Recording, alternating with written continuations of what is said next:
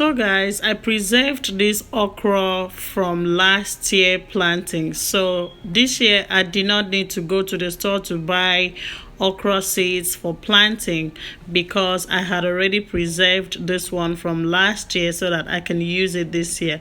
And I'm going to post a video on how you can preserve your okras like this so that you don't have to go to the store every year to buy okra seeds for planting.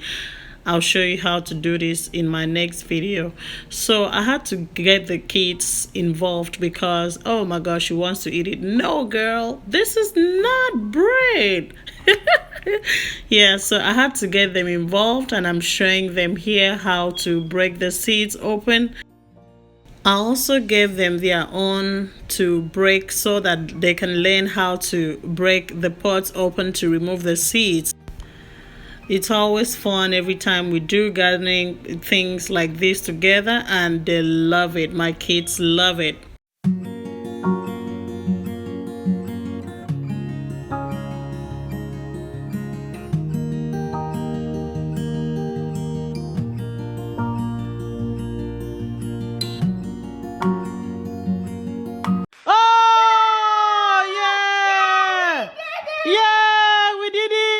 So guys, the seeds are here ready to be planted. So this is what okra seeds look like. So let's go outside. I'll show you what to do. Here I have my topsoil.